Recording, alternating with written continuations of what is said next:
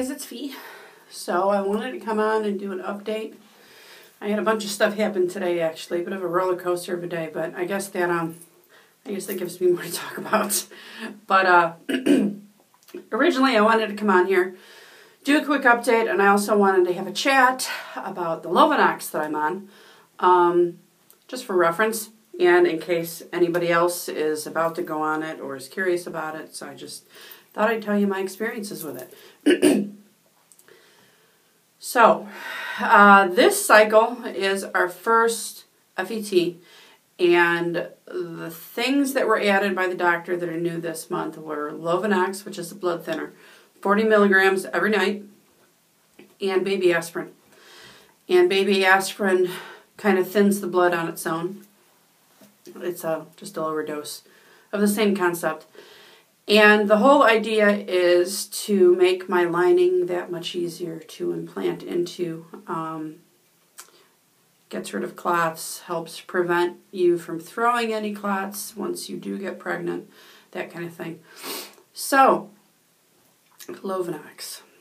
Lovenox and I have a love-hate relationship. I'm perfectly fine with anything he wants to try to make this work, of course. At this point, we'll do anything, right? Or just about anything.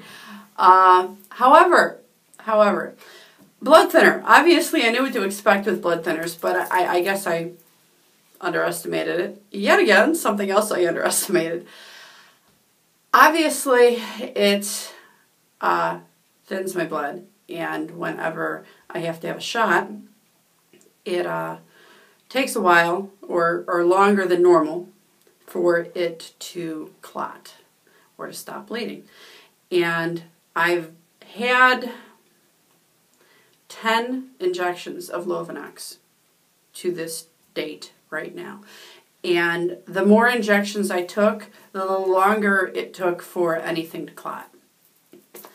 So that was expected, though I guess I should have realized that with time it would build up and it would keep taking longer and longer for things to clot. Because, you know, the only goofy part about Lovenox is it's a shot. It's a subcutaneous shot that you take in your belly, and it's a blood thinner. So the injection of the Lovenox itself takes a while to clot. And then on top of that, I've been on the estrogen shots to build up my lining every other day, which are intermuscular. And those shots, because of what they are and how large that, or long I should say, that needle is, those took even longer to stop bleeding after you did them. So, other than that, the other thing that I noticed is, in comparison, with the fresh cycle, there was a week and a half there where I was taking 3 subcutaneous shots in the belly every night to get the eggs growing. And I would say after about a week of that, the belly started to get bruised, which obviously we all expect. With the Lovenox, now that was the only shot I've been taking in the tummy, and that only took 2 days to start getting pretty nasty looking.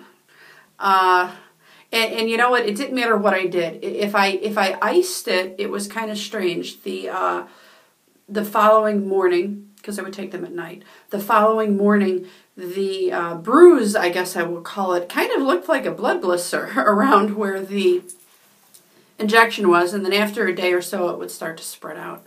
If I didn't ice it, then the following morning, it immediately looked like your average black and blue bruise that just kept spreading and spreading and spreading.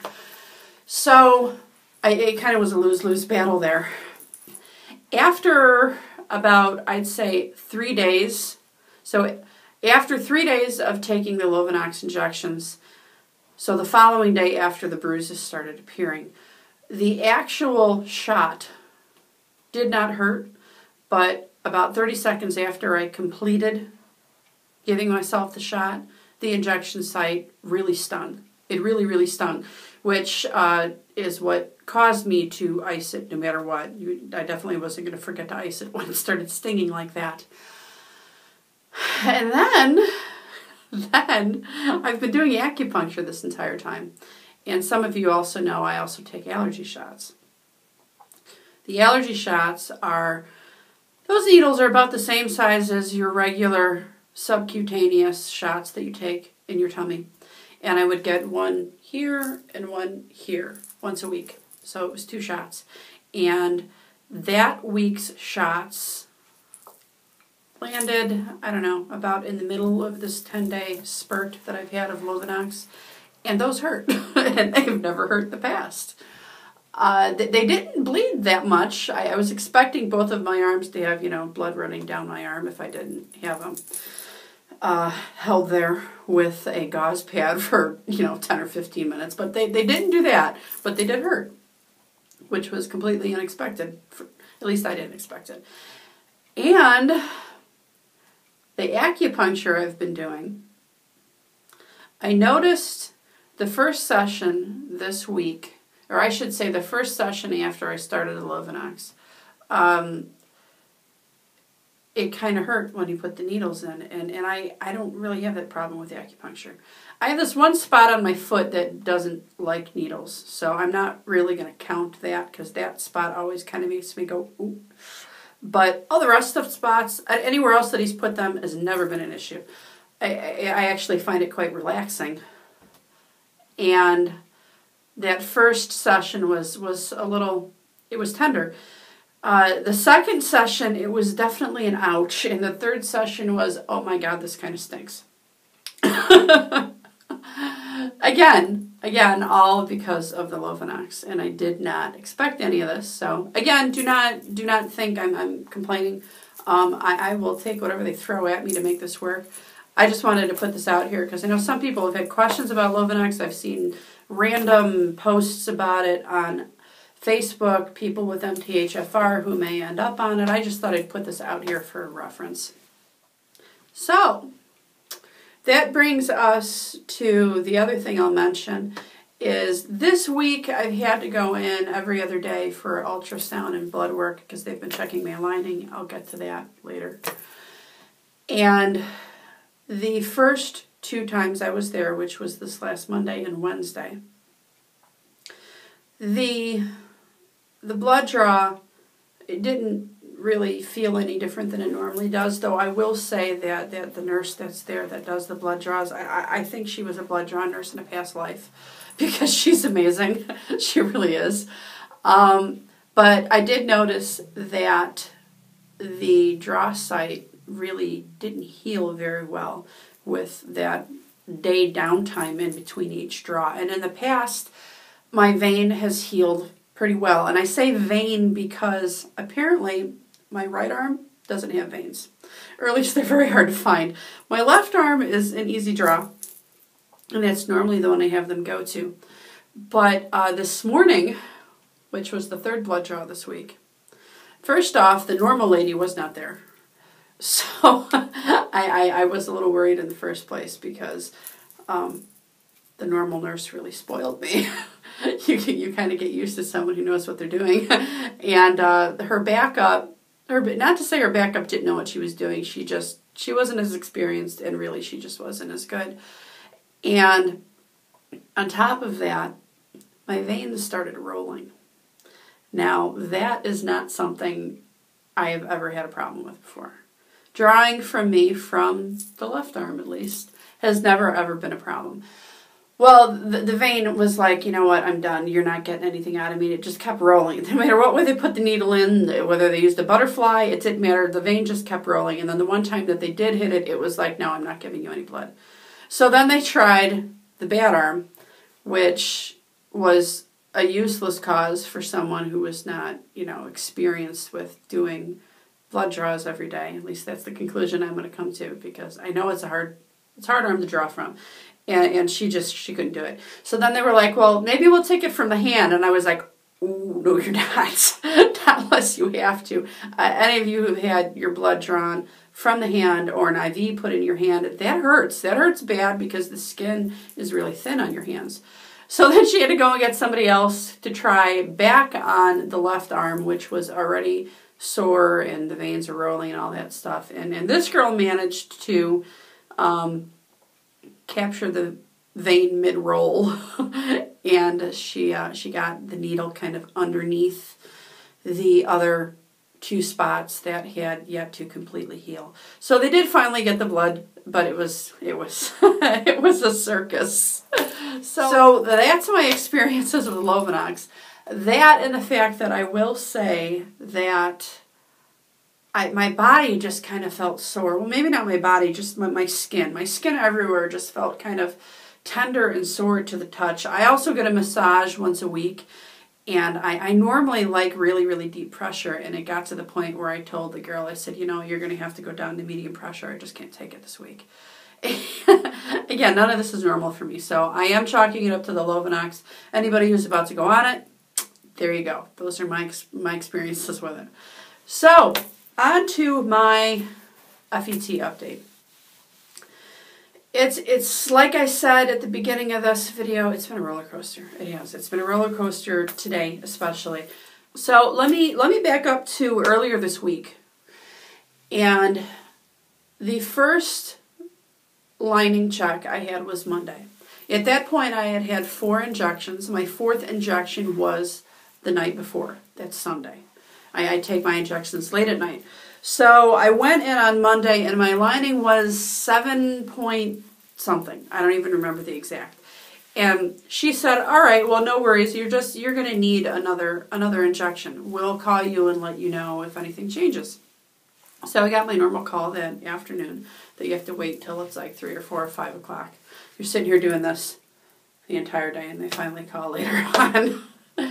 At that point, they said, okay, we're upping the estrogen. I was taking 2 milligrams. They upped it to 3 milligrams, estradiol, I should say, which is essentially an estrogen injection.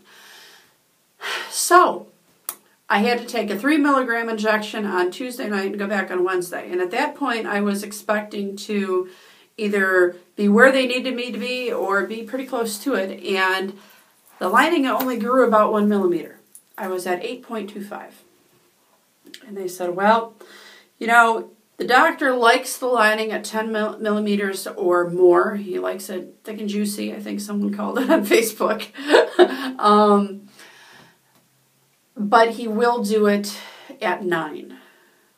So at that point, they said, all right, you're probably going to have to do 1 more injection. I would think by the time you come back on Friday, today, that everything would be more than okay. They were also assuming that the injection I had taken on Tuesday night, late on Tuesday night, the larger 3 milligram one, just hadn't quite had enough time to do its thing because my morning ultrasounds are early in the morning. Normally they're between 7 and 8 a.m. and try and do them before I go to work. Luckily, this place is on my way to work, or I can make it on my way to work, I should say.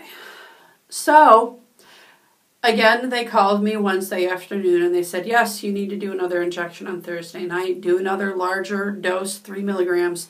We will see you on Friday morning. So I go in Friday morning. Now keep in mind, I've got 4 2 milligram doses and 2 3 milligram doses in me now. And the lining didn't change at all. It was 8.25. Again, same exact measurement as Wednesday. So, at this point, I started to get a little upset. Obviously, you go into this knowing all kinds of things can go wrong, but it always kind of is a curveball when it's something that you didn't expect to go wrong. I've never had an issue with my lining before. The Fresh Cycle, granted that's different drugs, but the Fresh Cycle was over 11 millimeters. My lining. So the lining was not an issue, the Fresh Cycle. So at that point, she told me, she said, the doctor will review and you'll get a call again this afternoon. And either A, he's going to add estrogen pills on top of the estrogen injections, or B, it might get canceled. And, you know, she tried to tell me not to get upset, that sometimes people, she told me sometimes people don't respond or stop responding, I should say, stop responding to the estrogen injections, the estradiol or the del-estrogen. Both of those are the same thing. And she said, you know, if that's what he thinks is happening with you, or it's not absorbing properly, then there's other routes that we can take, and it would be better in that case to cancel the cycle and start over again with a new protocol. Obviously not what I wanted here. And I did get upset. I did. I kind of flipped out on her, like crying-wise flipped out.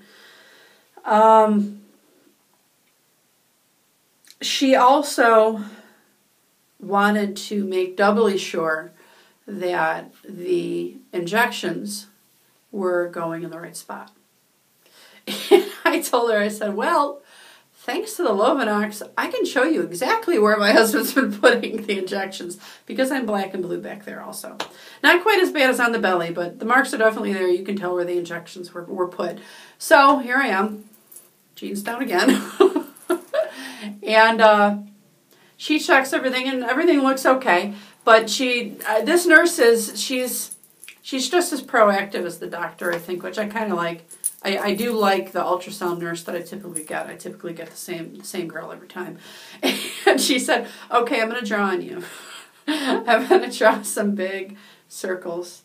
Make sure he hits those spots on Saturdays. He's doing a good job. I just want to make sure he hits those spots again. So now I have pen mark on the back. My husband's not home yet, so before I take a shower and make sure he sees those pen marks.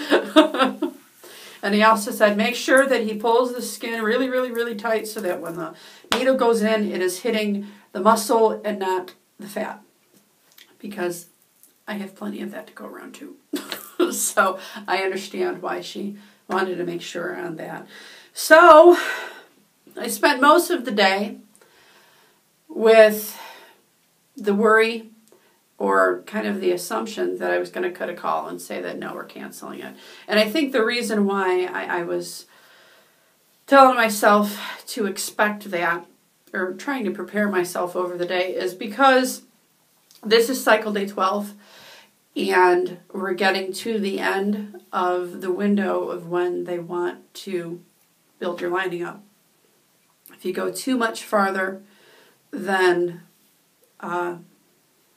I think it's cycle day 16, maybe even sooner than that.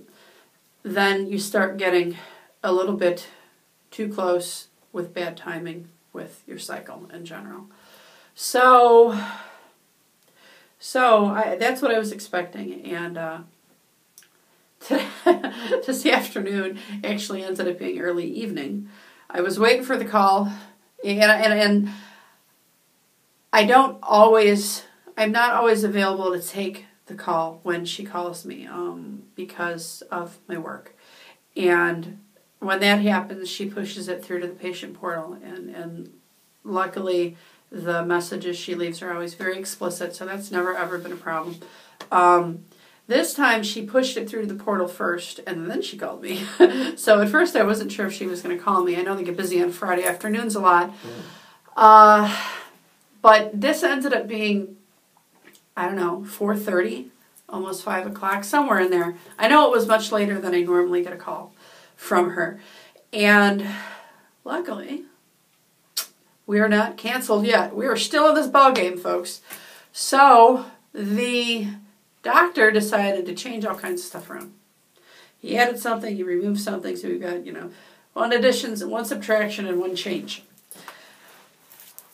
We are supposed to do another estrogen shot, another 3 milligram estrogen shot tomorrow night. Today is Friday, so that needs to happen on Saturday night. And he did add the estrogen pills. Now, many of you know where those pills go. For those of you who don't, I will explain. They do not go in your mouth. They go up your hoo-ha. And they suggest doing them at night when you're already laying down so that they can stay up where they belong. And the pills are blue. And the nurse warned me of something that I already knew thanks to DCL Diva. DCL Diva B, I believe, is her channel name, Beth. She did a vlog on this once that just had me rolling. It was hysterical. So I already knew about this, that essentially you could have Smurf blue stuff coming out of your girly parts, which is always fun. So I'm sure I will have to take some precautions to make sure my sheets don't turn blue and my PJs don't turn blue and all of that kind of fun stuff. But that's fine. That's fine. So I have to do that every night. Tonight, Saturday night, Sunday night. The 3 milligram injection, the intramuscular injection, is Saturday night also. He wants me to continue the baby aspirin for the blood thinning, but he wants me to stop the Lovenox. Now, I am sure my body and my booty and my tummy and my arms will all be thankful to get a break from that. But I don't know if he stopped it because of the sensitivity I was having. The nurse did say that he didn't like that. Or because it had anything to do with my lining being built up. She did not mention that. So I assume that they think that the baby aspirin is enough to do the blood thinning concept and the proactive notion of trying to prevent clots. So, sorry I'm saying a lot. It's been a long day. I don't know what to make of that. Like I said, half of me is grateful, and the other half of me is curious. Now, I wouldn't say worried or concerned. I'm curious. I'm curious what that means, what he's thinking, if it will start back up again later. Normally, when you're on Lovenox, you start before you get pregnant, or in this case, during an FET or an IVF cycle. And if and when you get pregnant, the Lovenox continues to the end of your first trimester. So I don't know if he's going to add that back in once I get a positive, or if we're just going to go with the baby aspirin, or what. So I guess we'll find out. So my next appointment to check this lining, and hopefully it's good, is Monday. So we're going to go through this new little regime this weekend, and then I've got to go back early on Monday morning at like 7 a.m. And they will check me out again. So the one good thing I can say about this, we were assuming that the transfer was going to be this upcoming Thursday, because if today would have been okay, if the lining check today would have been okay, the progesterone would have started tomorrow, Saturday. And they want you to be on the progesterone for 6 days at the transfer point. So the 6th day that you take your progesterone injection is typically when your transfer is. And that would have been scheduled for Thursday. So if you do the math, if I go in Monday and everything is good, and the progesterone shots start on Tuesday, following the same schedule of what would have happened, that would mean that the transfer is on, drum roll, Mother's Day. Poetic and kind of fitting. You know, they say everything happens for a reason, so I'm gonna take that as my reason, because that would be kind of cool to have an embryo transfer on Mother's Day and have it work. That would be amazing. All right, that's all I got. That's all I got. I hope some of the Lovenox information helps someone out there. And I will see you guys the next time I have stuff to tell you. Hopefully the next update will be that the transfer is on.